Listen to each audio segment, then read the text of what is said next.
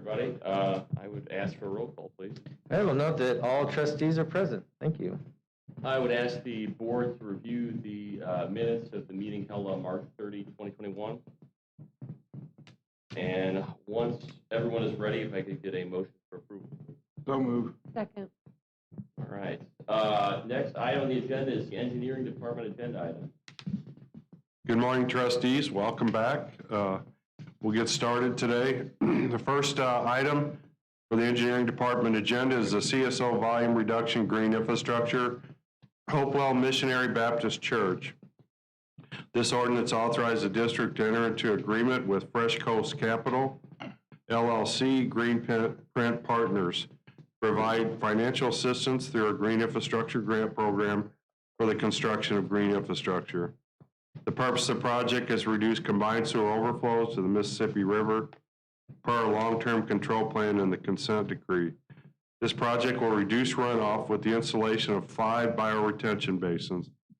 The total cost of the project is estimated at $915,000, and Fresh Coast Capital is requesting approximately $915,000 reimbursement for the cost of the green infrastructure. In your package, you'll find a drawing showing the location of the project. It's in North City, north of Delmar, and just west of North Taylor. It's a redevelopment of the Hopewell Missionary Baptist Church property. There are 5 bioretentions identified. The district will be reimbursing the developer for those in order to reduce volume to the CSO. Questions? All right. The next item is also a green infrastructure project. As I mentioned last meeting, we have grant program, and the district also constructs green infrastructure itself. This particular project, the district is constructing the green infrastructure, is a Euclid number 4130 and 4136 bioretention CSO green infrastructure project. This action will authorize the staff to enter into a construction contract. The work consists of the construction of 1 bioretention cell. The water quality basin will capture runoff from approximately 2 acres and treat close to 23,000 gallons of stormwater.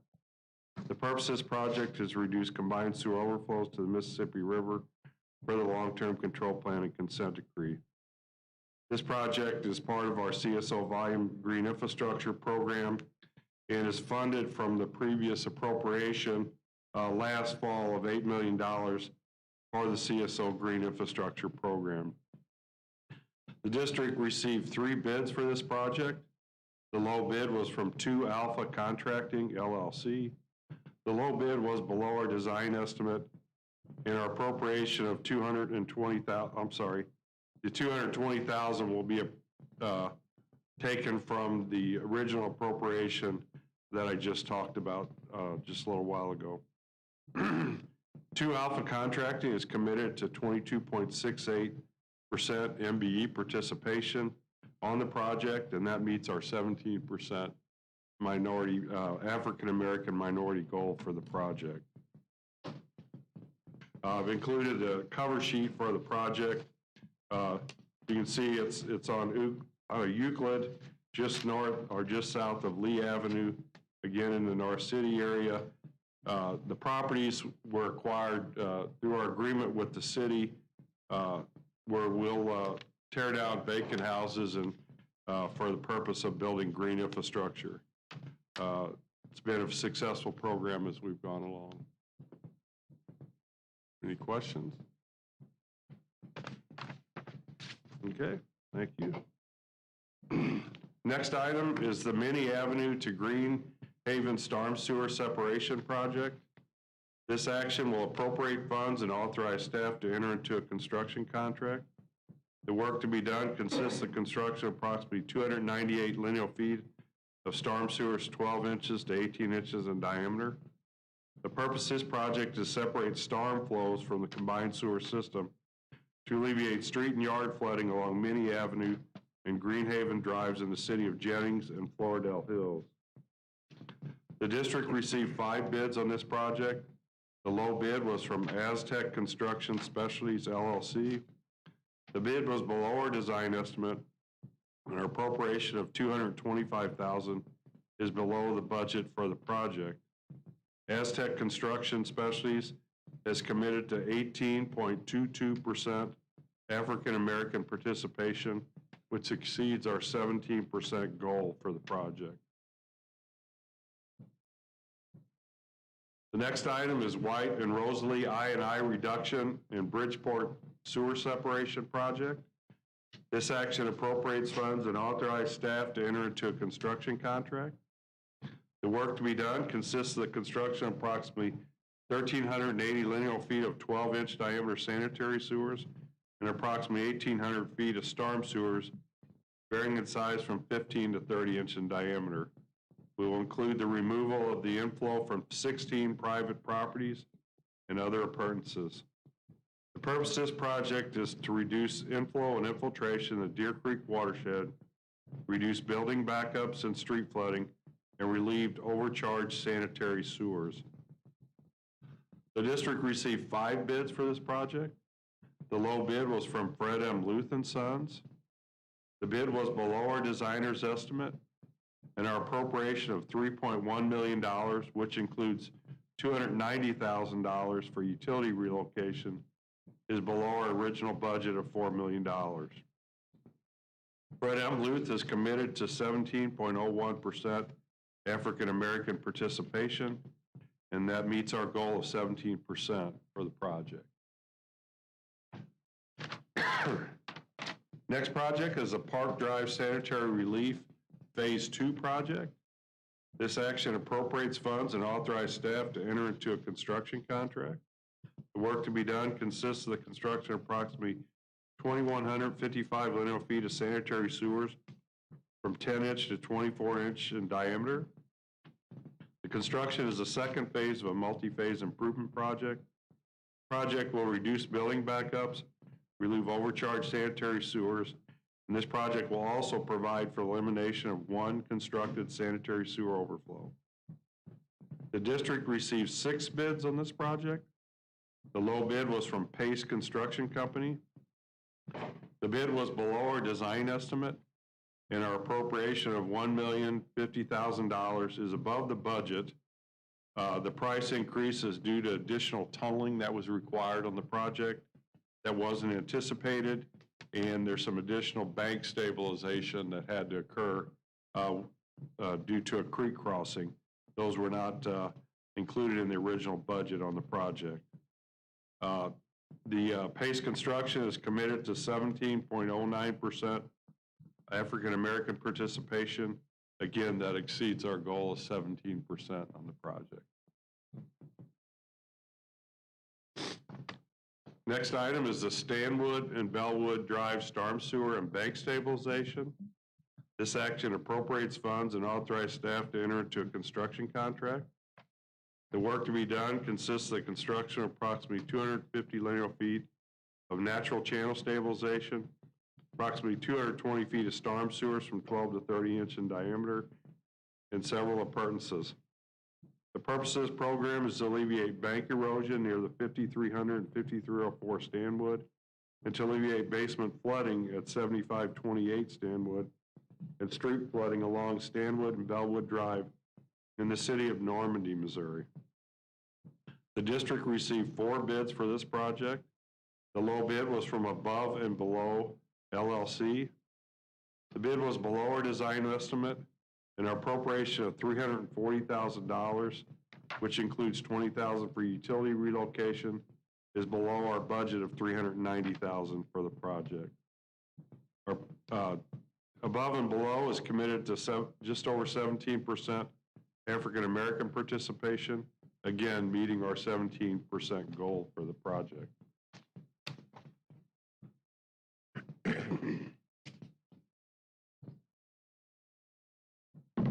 All right, the next item, the district staff is requesting introduction and adoption on this appropriation.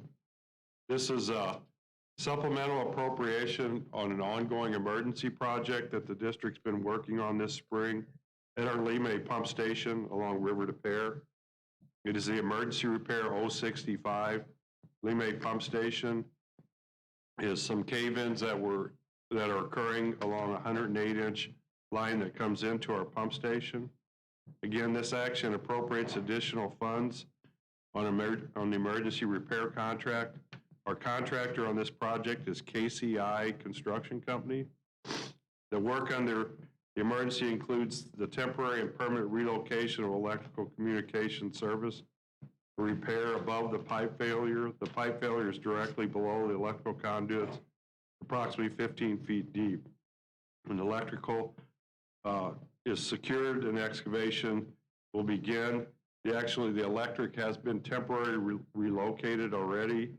We've gone down and made one repair, and the river came up during that repair, and we found another issue, and that's why we're here for the additional dollars today, is we're gonna have to dig down at another location and determine what the cause of the additional cave-in is.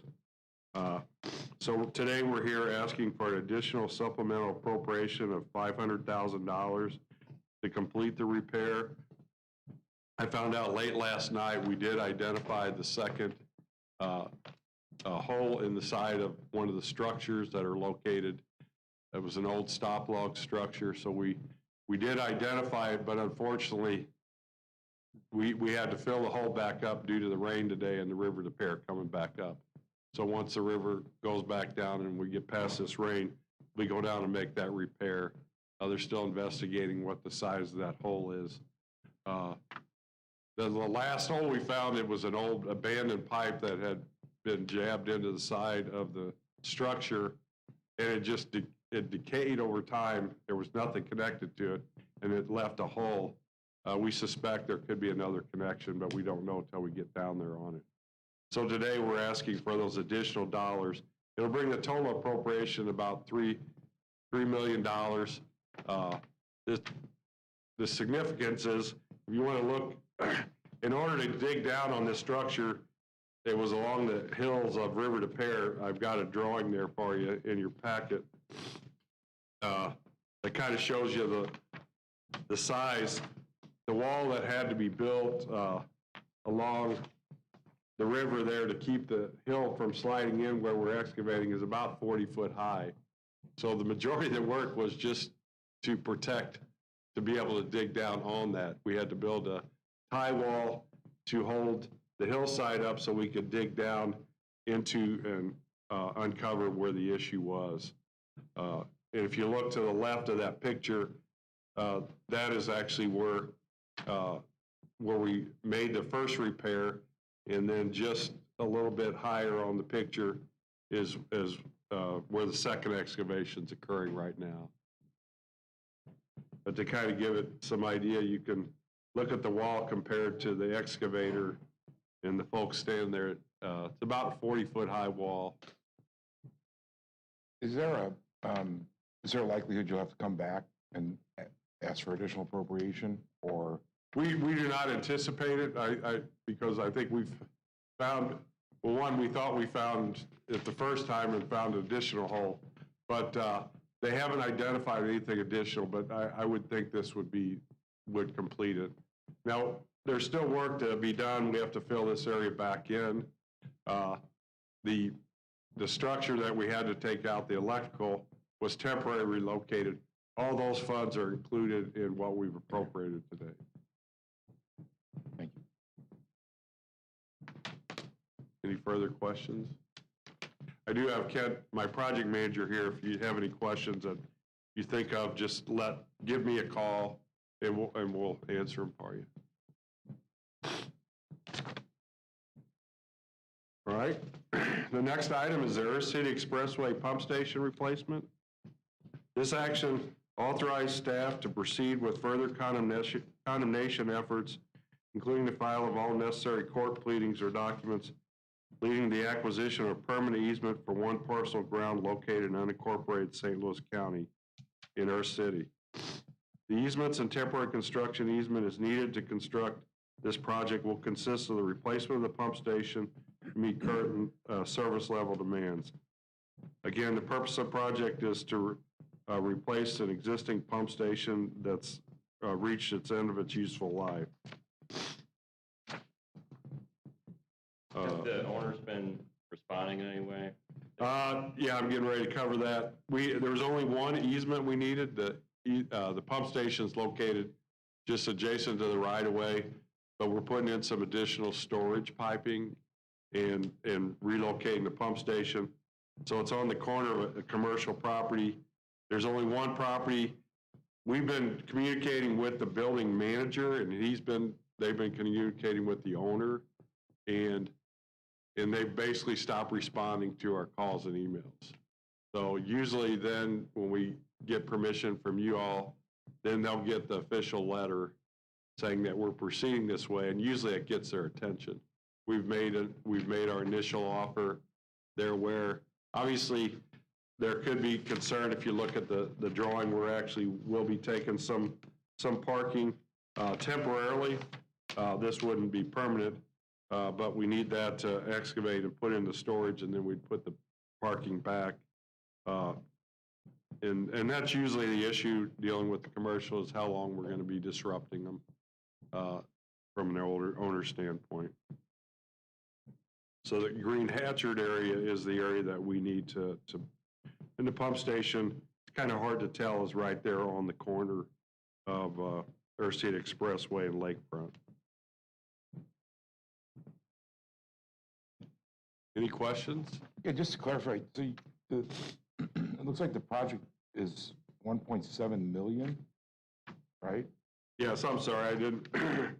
I probably should have given you a little more information. That's the overall project. That's not the cost. No, that's the cost of to It's like remove and replace the pump station. So what we'll do is we do the appraisal of the value of the easement or the temporary easement that we need, and that's the offer that's made. And there is, which goes every year to the board, and based on anticipated purchases, you've already appropriated a pot of money for him to do all his easement acquisitions. So. Gotcha. Thank you. Any questions? All right, the next item is the Deer Creek Sanitary Tunnel Pump Station, and this is a design supplemental for our design contract, which is Parsons Water and Infrastructure. So the action here is to appropriate additional funds and authorize staff to amend the existing design contract with Parsons Water and Infrastructure. Again, it is for the Deer Creek Pump Station that's being constructed right now by KCI Construction in Shrewsbury. The Deer Creek Sanitary Pump Station is a project that drains the tunnel, the Deer Creek Tunnel, the 5-mile tunnel that we're constructing.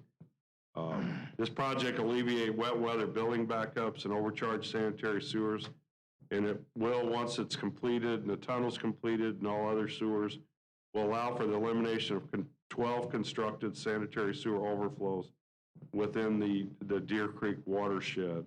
The construction cost estimate for the pump station is $33 million. This supplemental appropriation is for services, is for $1 million for services during construction. It's equal to what we had in the budget. The services being provided right now by the consultant are things such as construction field survey, review of the shop drawing submittals by the contractor, and responding to any questions or any changes that there may be requested by the contractor during construction. This project's still about a year away from being completed, almost a year and a half. So we probably will be back next year for some additional funding for this consultant. In fact, next month I'll be coming for appropriation for the actual construction. The construction started, but we're phasing that funding over a couple years. From MWB standpoint, the Parsons contract had original commitment of 25% participation for the overall consultant contract. The amendment for this particular one, they'll be providing 6.48% MWB participation. With that 6.48, the overall contract with Parsons sits at 30.77, so they're well above their 25% commitment for their MWB participation on the project.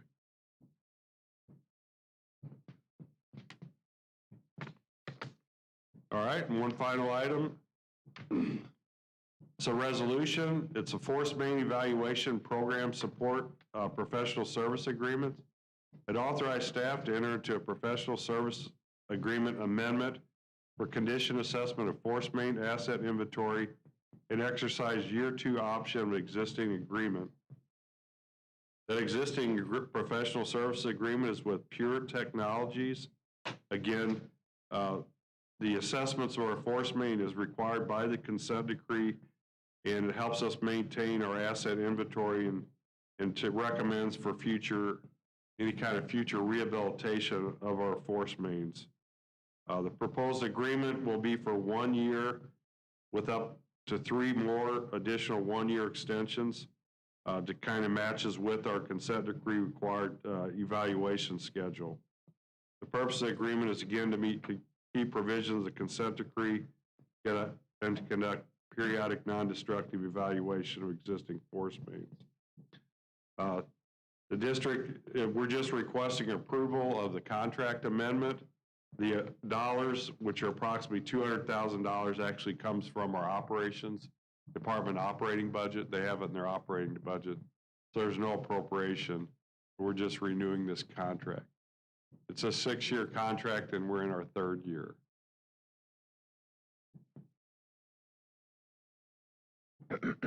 All right, that concludes my opinion, Trustee Evans. Rich, I have a question. Is there any way we could get an update on the project that's occurring where, and I don't know the formal name, but there was tunneling that was going on by the river and the tunnel boring machine lodged in the karst feature and... Yeah, the Jefferson Barracks Tunnel. Yes, yeah. actually, they've made good progress.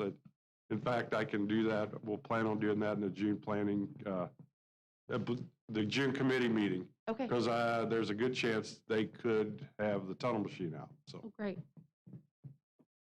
Thank you. Thank you. Do we have any other business?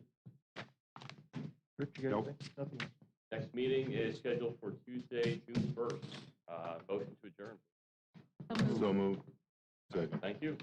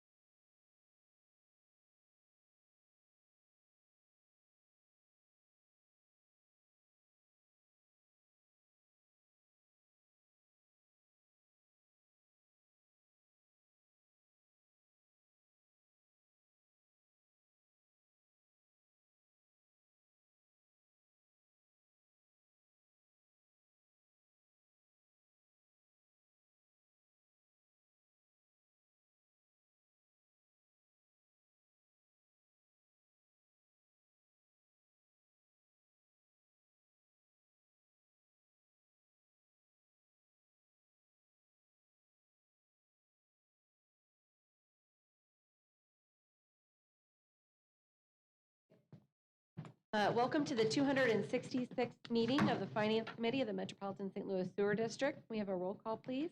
Okay, we'll note that all trustees are present. And can I get a motion for approval of the minutes from the March 30th meeting? So moved. All right, minutes are approved.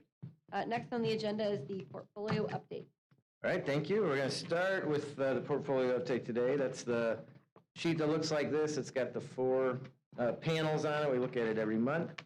So it's just a look at our operating portfolio and how it's invested. So I'm going to start in the upper right-hand side, the summary. So the par amount's a little under $650 million. That's a reduction of almost $60 million from last month. The bulk of that, $58 million, is because we made a debt service payment since the beginning of last month. So we have the big debt payments, principal and interest on our senior debt is May 1st and November 1st. So we had to move money to make that payment. That's why we see a big reduction there. Our yield to maturity is down slightly. I think it was about 56%. Still a little bit over 0.5% right now. New investments, interest rates continue to remain really low. 1-month treasuries are currently at 0, have even been negative over this past month. And you can see that in the benchmark, because the benchmark, which invests only in 1 to 3 year treasuries, is just 17 basis points, so way less than 1%. So the new money that we're investing is also relatively low on the yield curve, and so our yield to maturity keeps going down. We are starting to go out a little bit farther. We've been keeping our investments really short because there was no benefit to going out farther on the curve. So now we're starting to invest in a little bit more commercial paper as the economy looks like it's stabilizing. We have a little bit more confidence in going out a little farther, and there is a slight uptick now in rates if we go out, say, 6 months. So the yield, the weighted average maturity years is up from about 0.6 last month to 0.7 this year. So we'll keep trying to move back up toward 1 year on that one. Sector allocation in the upper left just shows that we're in compliance. U.S. Treasuries continue to be the largest part of the portfolio. It's also the safest investment, although all of these are very secure investments. That commercial paper piece we might try to push back up toward 20%. That's where we can get really the most yield. We've avoided commercial paper a little bit over the last year just because of uncertainty in the economy. But again, as things start to look a little bit better, we're probably going to go a little bit more on commercial paper. But we're required there to stay under 6 months per our investment policy and only in the highest rated commercial paper. Fund summary at the bottom is just in the bottom right or left, I'm sorry, is just the summary of where the money is. Debt reserve funds continue to shrink. It used to be when we sold bonds that we had to set aside money for a reserve fund. That's not a requirement anymore. And as we've been refinancing, we've actually been able to release those reserves and use them to either help refund or to put them toward projects. So that money that used to just sit there idle and is not earning anything is now getting put to use. So that's good. Debt project funds is the money that we have borrowed in senior bonds. It's getting spent on projects, so they'll see that continue to go down. Operations is what we have on hand and continue to get every month. That usually stays pretty stable. And the SRF operating fund is our subordinate debt fund. Then the maturity distribution just shows where we are compared to the benchmark. We're the blue bars, benchmark is the red bars. Benchmark is only 1 to 3 year treasuries. We're all along the curve. Much more short end because we use our money to fund projects and operations and that sort of thing. Any questions on the operating fund portfolio? All right, I've got the next item as well. That's internal audit contract renewal. So the next thing in your packet is a detail sheet. So we're going to ask you at the committee meeting next week to approve the final option year on a contract with Brown Smith Wallace, who is our internal auditor. So they work with Todd Loretta, who you've seen here. He presents a lot of the internal audit reports that we do. Brown Smith Wallace does the work on those. Historically, they've sat here with Todd, but because of the pandemic, they've either been on the phone or not in the room anyway, but hopefully that will change at some point going forward. But they've done a good job for us. They've got a lot of expertise in construction management. They bring in experts for things like IT when they do those kind of audits, so they've got access to experts in all the things that are important to us in the different areas that we operate. So they've done a good job. We'd like to renew the contract for the final year of the contract, and then we will do an RFP at some point later this year, and then come back with a recommendation to you within the next year about whether we recommend a new firm or Brown Smith Wallace again for an additional term. Any questions about that item?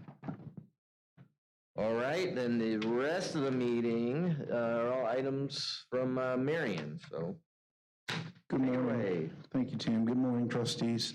I'm here today to discuss adjustments to the FY22 preliminary budget that we presented to you in late March. Next slide, please. Okay, there should be, I should have pointed out, you should have a presentation, a copy of the presentation that's up on the screen. So this slide that's up right now shows that the district is proposing a balanced budget as directed by charter. That budget totals $711 million of revenues and expenditures. The numbers that are depicted in red are the revised numbers. There were two changes to the line items that were listed there on the revenue side. Our stormwater and OMCI property taxes increased by about $200,000. And our use of fund balance, which really relates to amounts that we set aside to fund the capital program, decreased by $4.9 million. So in total, you saw a decrease in revenues of $4.7 million. If you look to the right-hand side of the slide, which shows the total expenses, you will see that our capital program decreased by $4.7 million as well. So again, we got a balanced budget that's required by charter of $711 million. Next slide, please. So this slide just depicts the changes that I previously discussed. Again, we have a reduction in revenues of $4.7 million and a reduction in expenditures of $4.7 million. We want to take a moment to talk to you about a proposed change that you will find in our budget ordinance, but I wanted to cover it here while I'm talking about the overall budget. Specifically, the section of the budget ordinance that I'm referring to is section 9, which deals with our debt service expenditures. Those are principal and interest payments on our bonds. So we have proposed language in the budget ordinance that would allow for the reallocation of budgets between the debt service funds and, if necessary, the general fund by the executive director to meet the changing requirements of our debt service funds. When we budget debt service, it's based on estimates relating to interest rates associated with new debt issuances that we anticipate will occur during the fiscal year. And also, we're estimating the interest earnings on those pool of bond funds that Tim just covered a moment ago. So the proposed change would not give the district staff the ability to spend any more funds, but it would allow us to make the necessary accounting entries to those debt service funds to account for budget transfers that are needed to meet our bond covenant requirements. In addition, the change would allow us to record transactions in a more timely manner in our financial statements. And on the next slide here, I'll give an example of what I'm referring to with respect to the change. So you'll see two debt service funds listed there, and these are, again, examples. So we have two funds, 2812 and 2828. We have a total budget that was approved of $5.4 million. Our actual expenditures are $5,350,000. So there's a $50,000 favorable variance there. So what often occurs is we'll have a favorable variance in one fund. So if you look at Fund 2812, we have a favorable budget variance of $100,000, but we have an unfavorable budget variance in Fund 2828 of $50,000. So what we're asking the board for their approval is to allow me to make the accounting entries to move the budget of $50,000 from Fund 2812 to cover that shortfall in Fund 2828. And we're required by our covenants to make the appropriate adjustments. So again, we're not asking for the board's approval to spend any additional amounts. It's simply an accounting entry to move those funds to the appropriate, to the amounts to the appropriate fund. So I did want to point that out. Okay, next slide, please. Okay, so next, I'm going to provide a summary of the district's proposed fiscal year 2022 capital improvement and replacement program, or CIRP. A copy of the budget supplement, which contains details regarding our capital projects, was made available to you. It's also posted online on the district's website. That supplement contains specific details by project appropriation, which includes a map providing the location of each project, the budget amount, the funding source, a description of the work. Again, all that's contained in the budget supplement. So as this slide depicts, the final capital or CIRP this year includes a net decrease of 4 projects from the preliminary budget that was previously provided to you. The program changes have resulted in a net decrease of $4.8 million in our capital program since the preliminary budget was presented back in late March. Next slide, please. Just want to, again, update or talk to you about the remaining budget schedule. As I've just done, I've provided you with an update on changes from the preliminary budget to what is our budget that we will ask you to introduce here this month and to ultimately adopt in June. So the budget will be introduced on May the 13th at the Board of Trustees meeting. Afterwards, there's a finding of facts committee that will carry a public hearing that would take place. The district charter requires that the board make a finding of fact after a public hearing to determine the amount of taxes to be levied, assessed, and collected by the district, and an ordinance is required to that effect. The tax ordinance will be introduced during the May 13th board meeting, and information regarding proposed taxes, as well as the fiscal year 2022 budget and rates, will be discussed during that public hearing. The meeting will take place virtually via Zoom. If there are members of the public that are present, staff will play a presentation that we previously recorded, and we'll also take comments from the public that will be entered into the public record. Public comments will also be accepted through Wednesday, May the 19th. A transcript of that hearing will be compiled by a court reporter.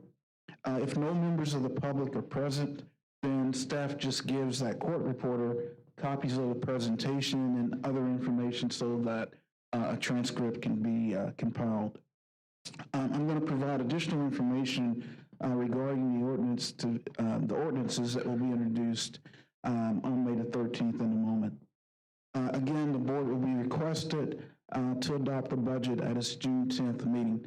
So with regards to those trustees that will be serving on the Finding of Facts Committee, what normally occurs is after that committee, there's a document that I circulate that each trustee will be requested to sign if they approve of the tax levies that we're proposing. Once that is done at the June meeting, there's another document that I will give to Trustee Evans if, again, the trustees approve the taxes, which is a finding of fact statement that would need to be read at the June meeting. So are there any questions regarding the budget process that I can address? Actually, just an observation or question. Going back to the revenue decline from your projections to where we are today to what we'll see, is there a trend that is? I mean, we just adopted a rate increase, so we should see more revenue. Janice, can you go back to slide number 2, please? So one with the scales. That one.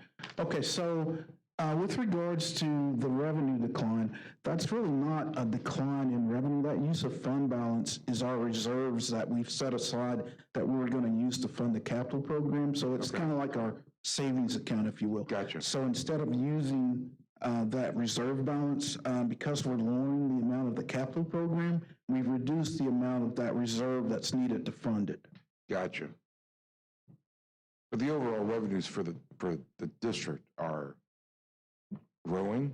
Actually, our revenues are growing because of rate adjustments, but what we are seeing is they're not growing as quickly as we would hope because we're seeing declines in usage. And actually, I'm going to talk about that a little later. I have a financial update for this fiscal year, and you'll see that our commercial revenues are below budget expectations. Now, the commercial revenues, that's primarily due to the pandemic. Correct, it's due to usage. Our residential revenues are relatively flat, but on the commercial side, we are seeing a decline. Okay, so that's all that I have with respect to the budget status. So I will move on to the next agenda item unless there are additional questions. I want to make sure, so for that Thursday night of the board meeting, the board meeting would attend it, assuming you're all here, that would include all of you. There's a gap between the board meeting and the public meeting. The public meeting starts at 6 o'clock, But correct? there's a gap between that where you're going to talk with the Finding of Fact Committee, correct? Correct. So after the board meeting, there's 3 folks on the Finding of Fact Committee, Trustee Wilson, Trustee Fair, and Chairman Evans. So if you stay right after the formal public board meeting, Marilyn's going to distribute information and have just a quick present. It's not a public meeting, it's just an informational distribution. And then for the last public meeting on the budget, all that's required to be there is 1 board member in order to run the meeting, and Chairman Evans has volunteered to do that. You're more than welcome to stay if you wish, but it's not necessary for you to be there. So that's kind of what that evening looks like. So you'll see a lot of things going on after events are done. And if you got any questions, ask us. And if you'd like to hang around, feel free to do so. Thank you, Mary. Thank you, Brian. And so the next item on the agenda relates to the FY22 budget appropriations. So you should have a detail sheet at the top left-hand corner by the name of project line. You'll see FY22 budget appropriations. So I'm going to focus on the bottom section, which shows a chart there. As depicted in that chart, the district will be asking for budget appropriations totaling $351.6 million to the various funds that are listed in the chart. Capital budget appropriations will be brought to the board throughout the fiscal year in FY22. Rich, as he did earlier, covers the request for appropriations relating to the capital program during the program management meeting. So those appropriations are not part of what is listed here. Again, the budget is scheduled to be introduced on the 13th, and we'll ask you for approval in June. So if there are any questions regarding the budget appropriation. Okay, and one thing I forgot to mention here, well, actually I'll cover it here in a moment. We'll go on to the next item, which is the wastewater ordinance. So the wastewater ordinance is simply required to enact a new wastewater user charge, a new wastewater user charge rate schedule as recommended by the Rate Commission to support our wastewater capital improvement program, our operation and maintenance expenditures for fiscal years 2022 through 2024. And it also, we made some changes to section 9 of our wastewater ordinance, which relates to the collection of delinquent accounts. As a result of a prop-wide vote, you'll see on the second page of that wastewater rate schedule, those rates that would go into effect during the next 3 fiscal years. These are all rates that were recommended by the Rate Commission and approved by the board. So our first rate adjustment would go into effect July 1 of 2021. It's approximately a 3.4% rate adjustment. So are there any questions regarding the wastewater rate ordinance? Okay, if not, we'll move on to the tax ordinance.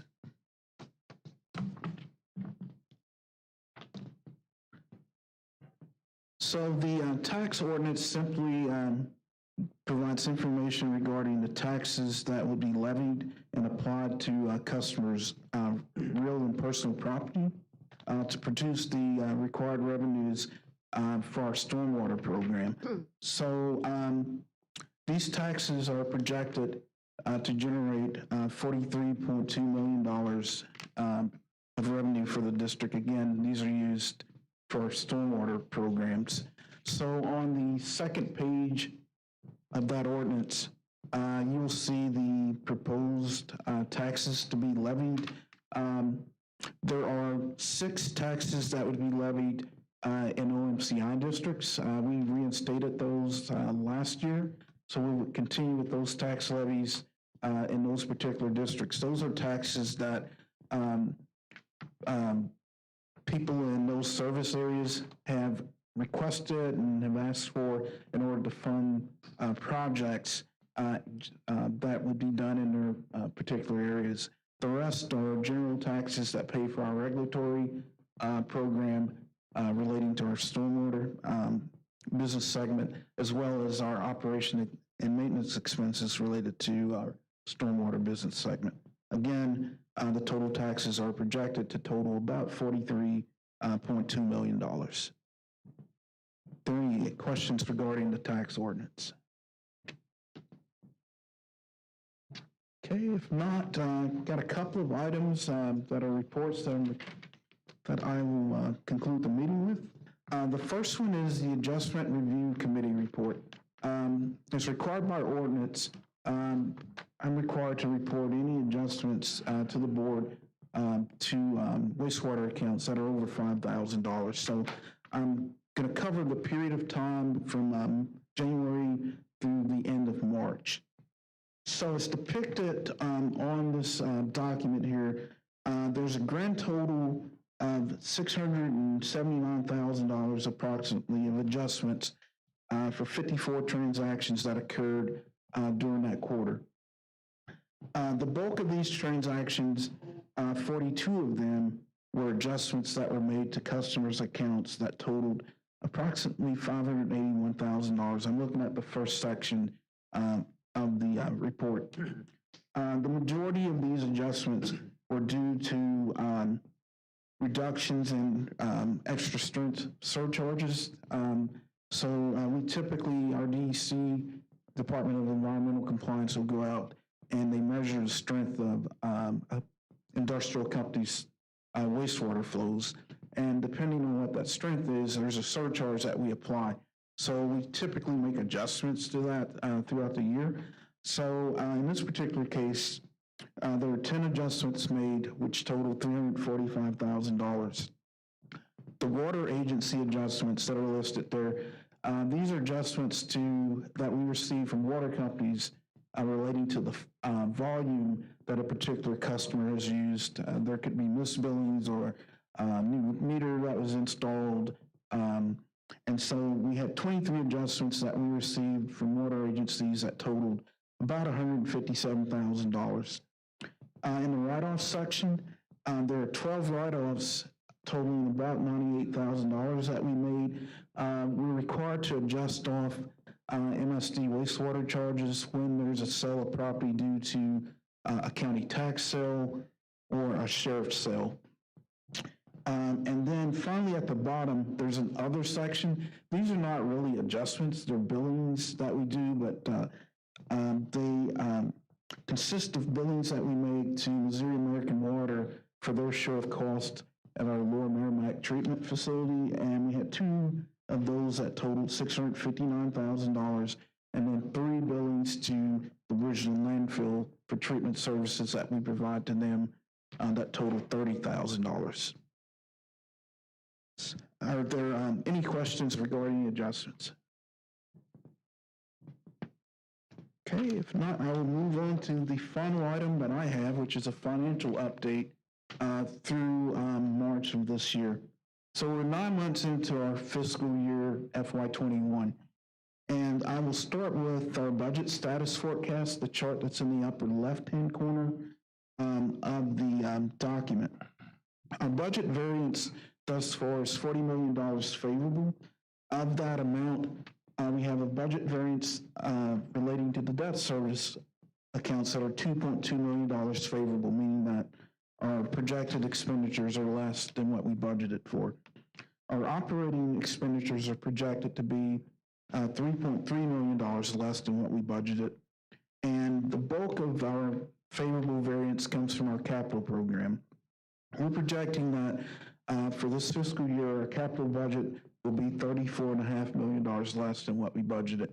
Now, some of this amount is simply due to projects that we've had to delay, and those will be carried over into the next fiscal year. But approximately 25 million of this is actually amounts that we saved due to bids that we received that were less than what we anticipated. In the right-hand corner, I think Trustee Wabi had asked about the user charge forecast. As you will see there, we're projecting that our revenues will be $17.1 million less than what we budgeted. The bulk of that, 16.3 million of it, is in our commercial sector. And as I mentioned a moment ago, that's due to decreased volume charges that we're seeing from commercial customers. A lot of that's driven by the pandemic. In the lower left-hand corner, there's a chart which shows our FY21 debt service ratio coverage. We're meeting all of our targets as well as our bond covenant requirements, so we're in good shape there. And then finally, in the lower right-hand corner, it depicts our total delinquencies. Our average collection days of 57 has remained fairly constant over the past 2 fiscal years, so we're not seeing a lot of change with respect to the length of time that it takes us to collect on our billings. So that's all of the information that I had to provide today. Are there any questions relating to our performance indicators? If not, that concludes all of my items. Thank you. All right, thank you, Marion. The next meeting is tentatively scheduled for Tuesday, June 1st, 2021. Can I get a motion to adjourn? So moved. Second. That concludes the meeting. Thank you.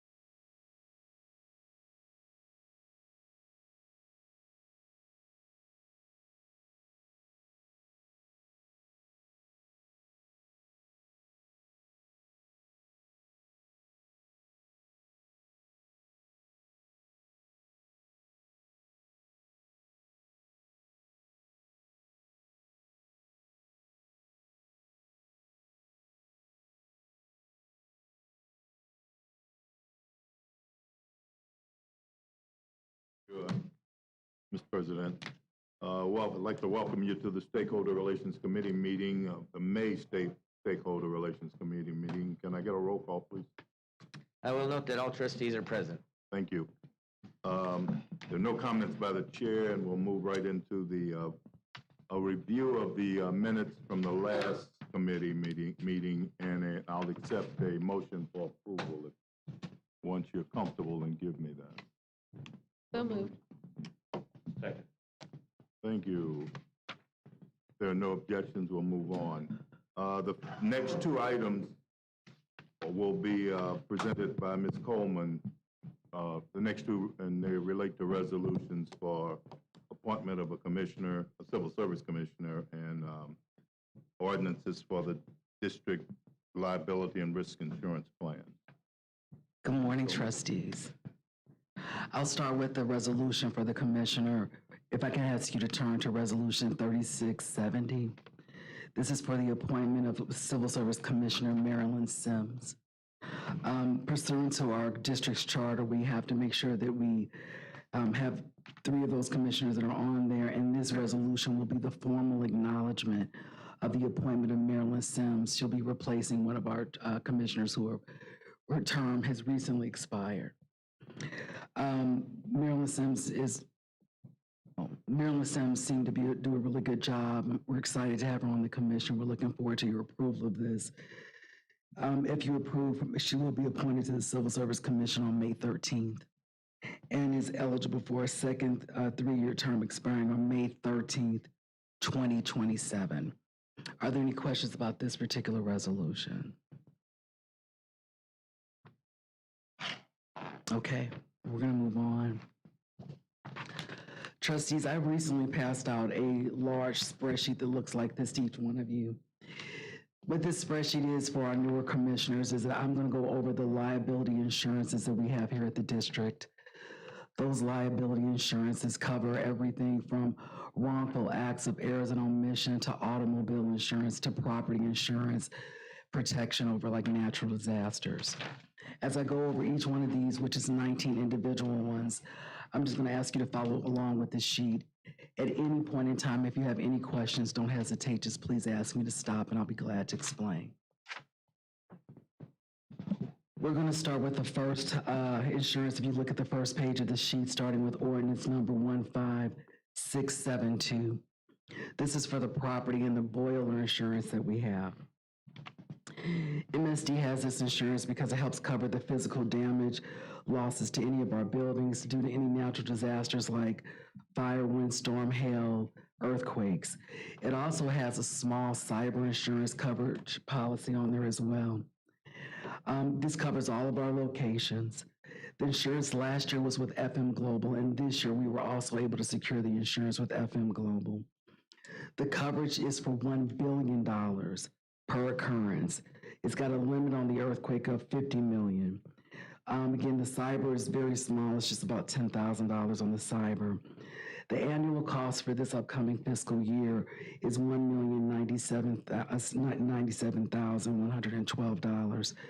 Previous year's cost was $1,091,000. And so this is a slight increase, but it is a quality insurance, and we believe that it covers the needs of the district.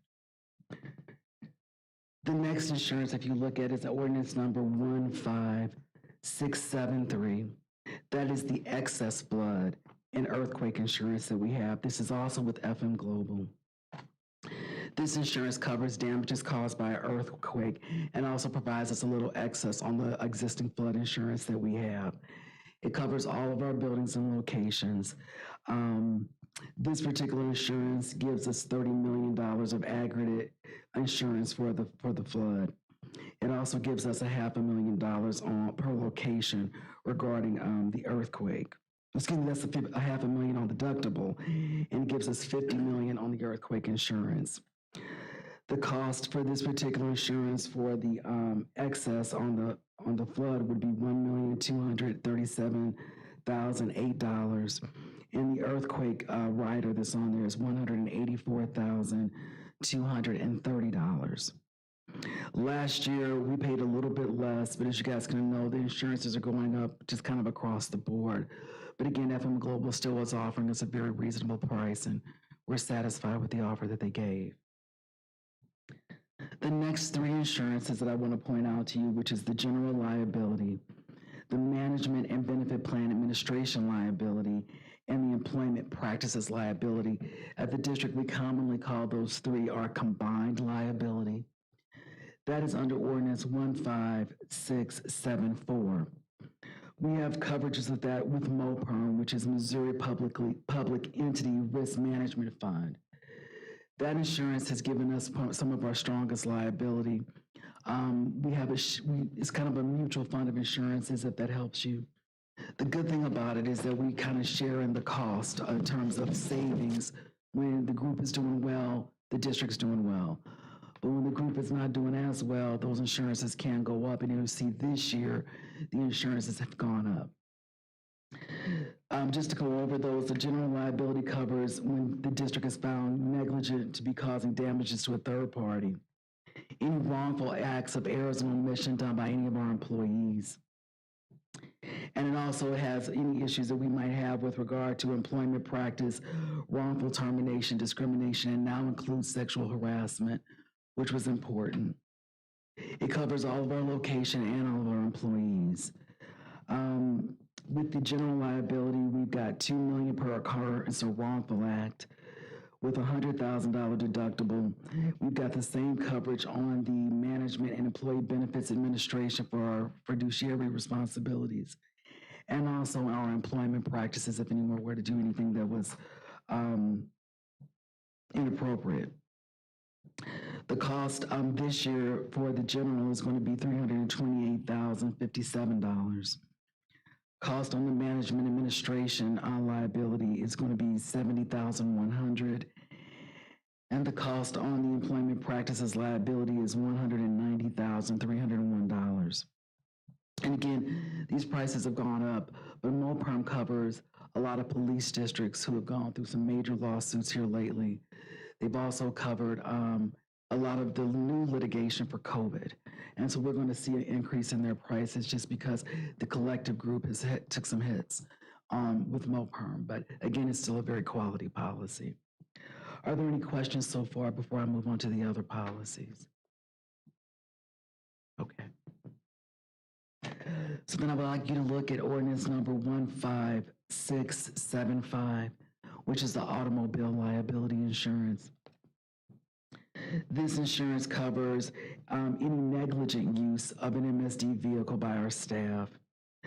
The price of this insurance has gone up slightly, but it has because we have more power units that they're covering. So previously we had 360 units that they were covering, and now we're covering 392.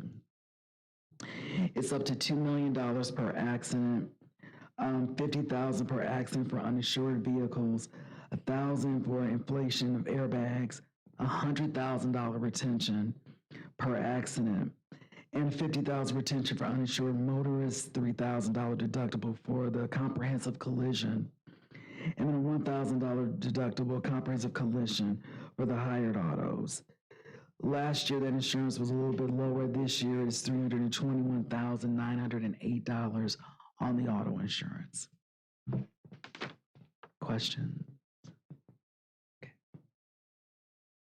So then the next one, if you look at ordinance number 15676, which is our public official excess liability. This insurance is covered by ACE American, which is like a subsidiary of Chubb. It protects our board members, our staff and employees. And what it does is that it covers any defense against wage or hour actions or inverse condemnation actions that we would face potentially in any kind of litigation. Again, covers all locations, all members. It's $2 million per occurrence with a $100,000 retention for that, and a $500,000 defense only per occurrence for wage hour actions and inverse condemnation. The annual cost of this insurance has gone up just slightly, and it's $104,205 from last year's expenses. So the total cost is what I just stated. Questions before I move on to our amazing liability insurances? Okay. So last year for the newer trustees, we had a pending lawsuit that had us in a position where we weren't able to secure our normal amount of excess liability, which is $15 million. So last year we went self-insured on that. We had no claims, and previous years we were covered by Allied for the $15 million. This year, we were able to secure the 15 million back, which we're very excited about, with 3 different vendors, and I'm gonna go over what those vendors are, that it's totaled to 15 million in liability. So our excess liability for this year is covered by Princeton, it's covered by Gemini, and it's also covered by Lexington. Those 3 insurances total for $15 million with a $2 million retention on that insurance. And it covers general liability, some auto liability, the public officials liability, employment practices. And what's been nice is on this particular policy, they added sexual harassment to that as well, which was nice. It covers all of our locations. We get $5 million per occurrence. The insurance, the first purchase of insurance is $475,000. The next is $325,000. And then the last third layer of the insurance is $200,000. So again, we've got 3 different carriers, but we were able to get back the 15 million, which is very good for the district. It helps limit our self-funded liability. Questions at all about that page before we move on to page 2? Okay, so moving on to page 2, if you look at the top of the page, the ordinance number is 15680. This is our cyber risk insurance. It was with Chubb before, and now it's with Travelers Indemnity Insurance. And what that covers us for in the event of a cyber attack, where the district has its greatest exposure, as most organizations, is for cyber extortion. So when there's a cyber attack, they want you to pay large amounts of money. And this is helping us put us in a position to limit our self-funded liability and to ensure if that kind of attack were to come. I'll let you guys know that cyber insurance has been very, very difficult for a lot of companies to obtain this year. And I'm proud to say that some of the adjustments that HR made working with IT as well, we were able to secure insurance for the district where a lot of companies lost it this year. So we have our standard $5 million worth of insurance that we've had out for cyber in the past. And that insurance went up ever so slightly from what we were paying before, as you can see. It's now $67,810. But again, we expected much higher insurance on cyber, and we were very happy that due to the efforts and the security that's in place, we were able to secure insurance on cyber. The next insurance is ordinance number 15681. This is the contractor's pollution liability. It may be better known to you guys as like our small contractors insurance. So, you know, diversity offers opportunities for smaller contractors to get insurance. The district pays for that particular insurance on smaller projects, and this is the insurance cost for that. So any pollution costs, conditions that will result as an MSD contractor. For our smaller contractors, we offer this particular insurance. It covers up to $3 million per occurrence, $250,000 in emergency response with a $25,000 deductible. The cost of this insurance is $10,989. Questions at all? Okay. So the next ordinance I would like for you to look at is ordinance number 15682. This is the contractor's equipment, the inland marine insurance that we have. Last year was with Markle, this year is with Markle. This insurance provides up to $250,000 per piece of equipment for all perils at the replacement cost. The limits to this insurance kind of vary based on which piece of equipment we're dealing with at that particular time. But the cost this year is $13,250, which is a little up from last year's insurance. The next insurance is ordinance number 15683. That is the commercial crime insurance. Travelers covered us last year. They're also covering this year. This covers if there was any dishonesty or stealing of money or funds, which does not happen at the district because we're quality people here. But we do have to have that insurance. And so it covers all of MSD in all of our different locations. It covers up to $10 million per occurrence. And there's a $50,000 deductible per occurrence. The cost of that insurance is this year is $59,796 which again, last year was just slightly lower than that. The next insurance is our fiduciary liability insurance, which comes in 2 layers, giving us a total of $25 million worth of coverage for our fiduciary liability. This insurance is with Federal Insurance Company, which is also a subsidiary of Chubb. It protects MSD from financial loss due to mishandling of employee benefits plans, which is some insurance that we definitely have to have if there were any issues, which we have not. It would pay for the intentional mishandling of the benefit plan. It covers all MSD in all of the locations. And again, like I said, $25 million worth of coverage, and the retention on that is $50,000 per occurrence. The next liability insurance I want to point out to you guys, if you could go to ordinance number 15686, which is the excess workers' compensation insurance. That insurance previously was Midwest Employers Casualty, and this year it's also going to be with the same vendor. It covers any injuries for employees that are hurt on the job, and the expenses that MSD would pay for that employee while they were injured on the job performing work. This is a state requirement as well, which is why we have this insurance. It covers all of our location and all of our employees. And it's got statutory limits for policy, pays partial losses on salary, medical, hospital.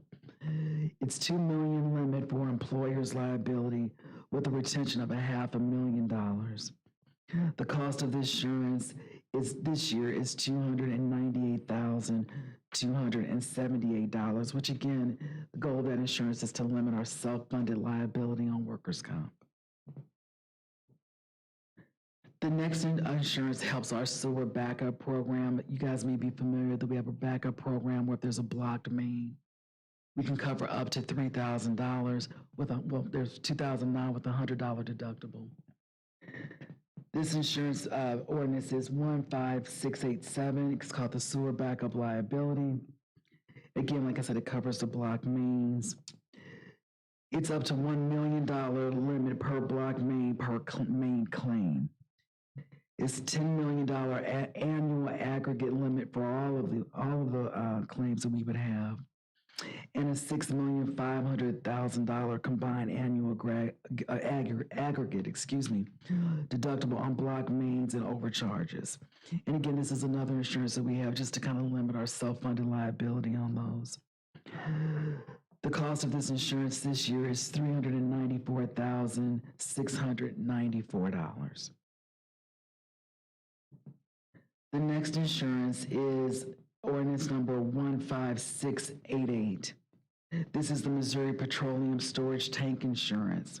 It was also covered by Missouri Petroleum Storage Tank Fund the year before and this year. It covers if there was an unintentional release of petroleum from our covered storage to underground tanks. This year, there's been a drop in price because the Lee May plant removed one of theirs. So the cost is less this year, and we're paying $2,000 for that particular insurance. The next insurance is ordinance number 15689. That's the National Flood Insurance Program that we have. That's our primary flood insurance that we have. It covers the building and the contents owned by MSD and would pay for those buildings and contents if they were damaged by flood.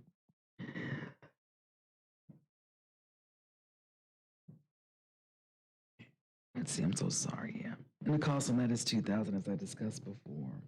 No, excuse me, $229,000, which is up from the flood insurance that we paid last year.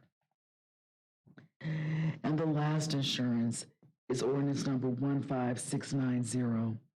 That is the major facility pollution liability insurance we have.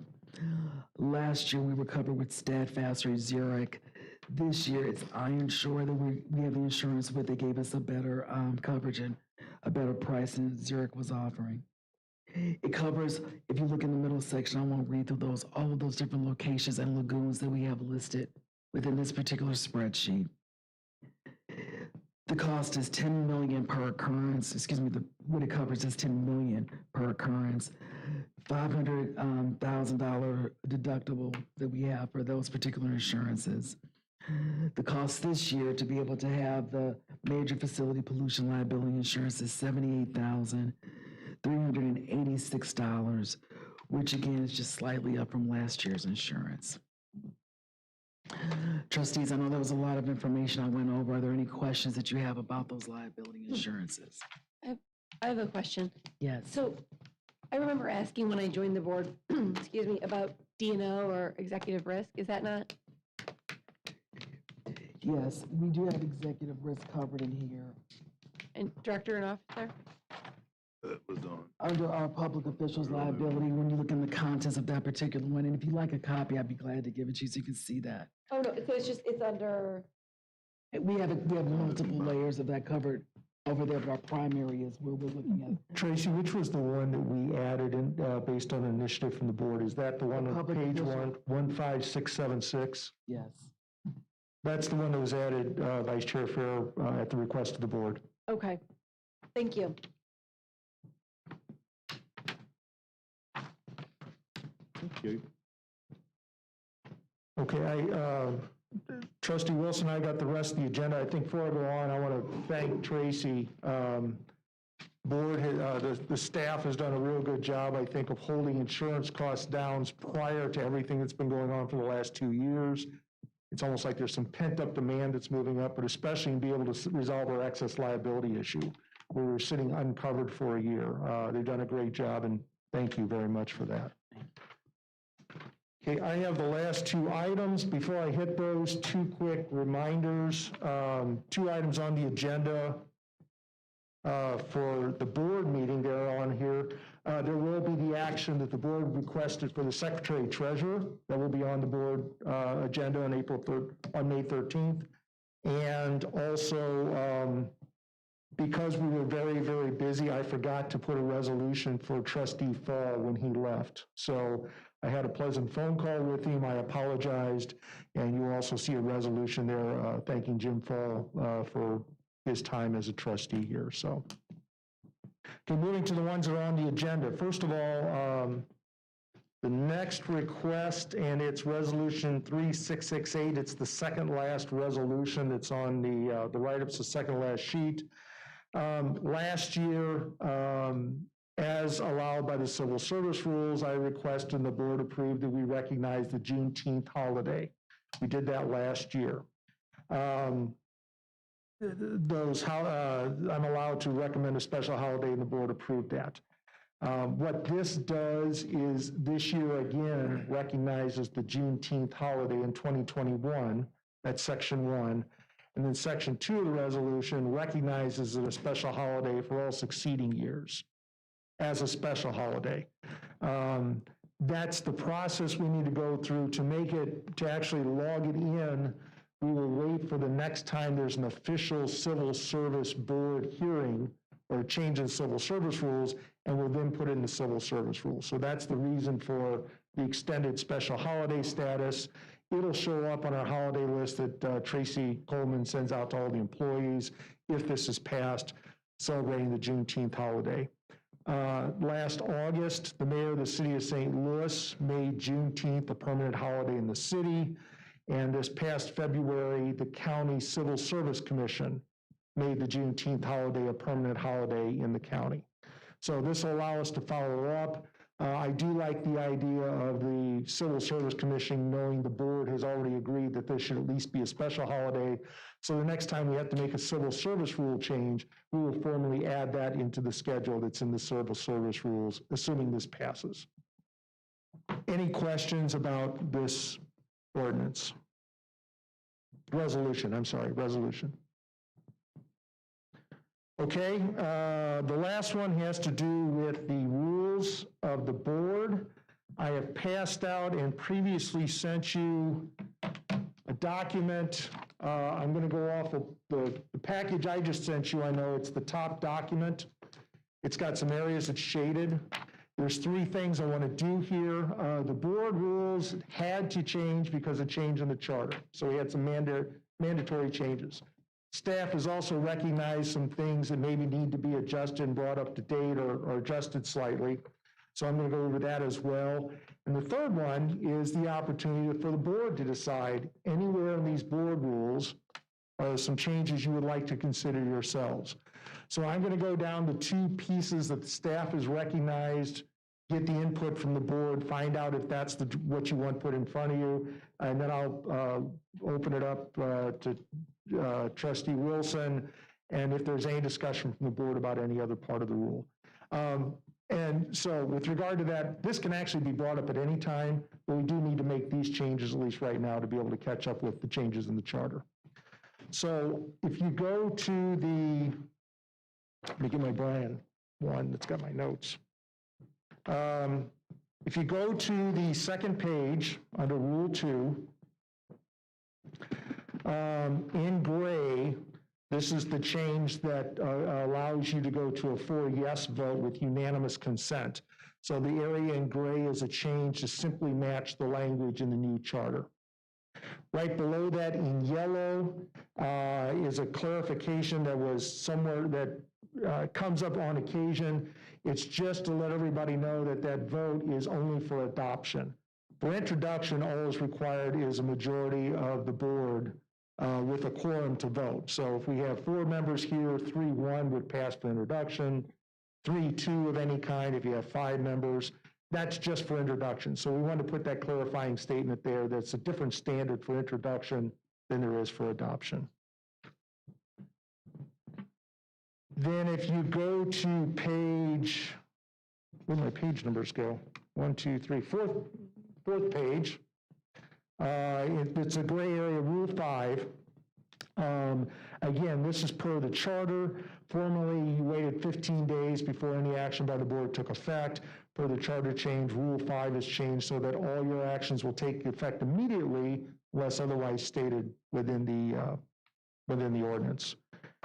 Rule 6, there was a change made due to a change in the charter in 2012 that wasn't caught last time we did this. So the change here is what shall be on the consent agenda. In 2012, there used to be an action called plan approval by the Board of Trustees. That was rolled into the budget approval and all the information you see from Rich Umberford. And that was dropped from that. So that language is still in here. So this just puts the rules in compliance with the charter as it was changed in 2012 by removing that one item from the consent decree. Next, if you go to the end of Rule 7, which is on the page right above Rule 8, there's paragraph 5 that is shaded in yellow, and this is to cover virtual meetings. We obviously never had anything like that in your rules.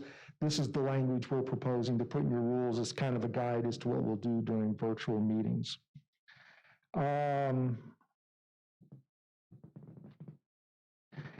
At the bottom of Rule 8, in red writing and highlighted in yellow, the rules for voting on the agenda for a special meeting of the trustees was put back in Rule 19, and it didn't really fit there. Where it fits is up here in Rule 8, which is talking about special meetings.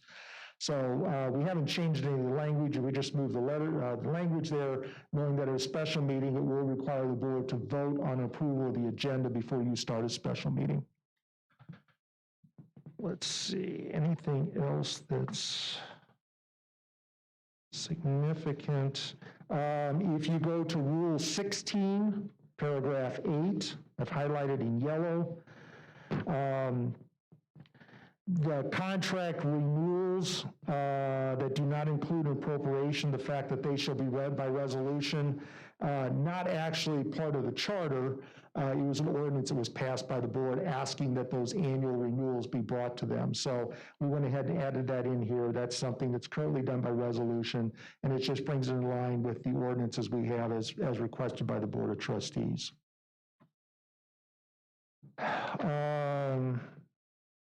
At the middle of Rule 19, I got highlighted in yellow the order of business documents available to the public at the same time. That phrasing in there used to say copies, so it would force the distribution of hard physical copies instead of just electronic documents.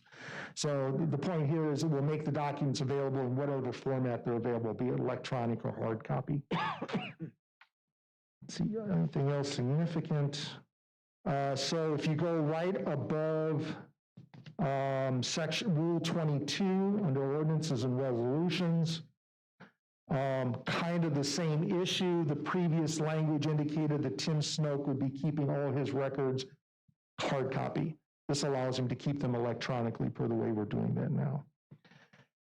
And at the bottom of Rule 22, there was a long, detailed description of specifically how MSD would handle sunshine requests. It was way out of line with what the current state law is. And like we've done in other sections of both the charter and your rules, we simply referred back to state law and made sure we follow that. As soon as we write them, they're wrong because the state makes a change. So this allows us just to indicate that state law is the standard.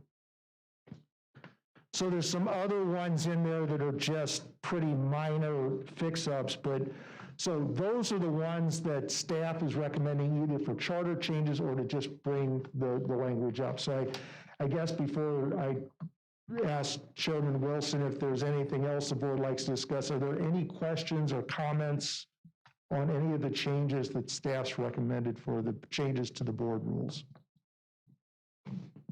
Real quick, does the, will we be able to take all of our meetings virtually if we want to, under these changes? So, funny you should ask that. I asked my general counsel that last week, so. Great minds. Named Brian. So, it appears, and we can have that discussion at some time if you want, it appears there's a way to virtually meet all the requirements of the Sunshine Act and continue to have virtual meetings.